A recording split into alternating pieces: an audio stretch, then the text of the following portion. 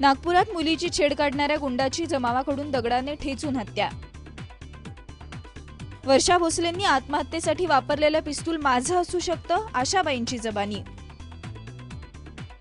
दुप्पट दंड आकारून पुण्यातील अनधिकृत बांधकाम कायम करण्याचा घाट। नागपुरात एका गुंडाची जमावाने ठेचून हत्या केल्याची घटना घडली आहे। मुलींची छेड काढल्याने स्थानिक नागरिकांचा संताप अनावर झाला आणि जमावाने गुंडाची दगडाने ठेचून हत्या केली। शहरातील सीताबर्डी परिसरात ही घटना घडली। इक्बाल शेख असं मृत गुंडाचं नाव असल्याचं सांगण्यात येत आहे।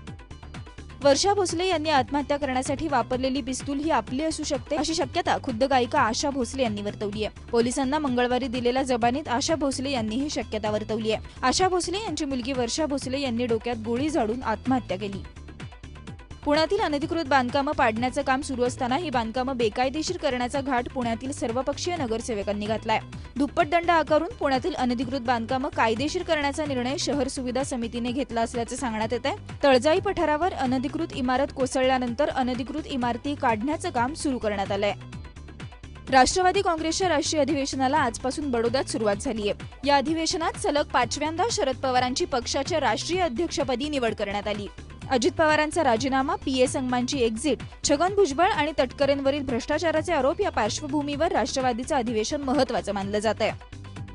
अरविंद केजरीवाल यांनी सोनियांचे जावई रॉबर्ट वढेरा आणि डीएलएफ यांच्यातील व्यवहारांचा गौप्यस्फोट केलाय। रॉबर्ट वढेरा यांनी हरियाणा सरकार आणि शेतकऱ्यांची जमीन डीएलएफच्या घशात घातली असल्याचं केजरीवाल यांनी म्हटलंय। हॉस्पिटलची 30 एकरची जमीन हरियाणा सरकारने डीएलएफला दिली आहे। गुडगावची 300 एकर जमीन ही डीएलएफला देण्यात आल्याचा आरोप केजरीवाल यांनी केलाय।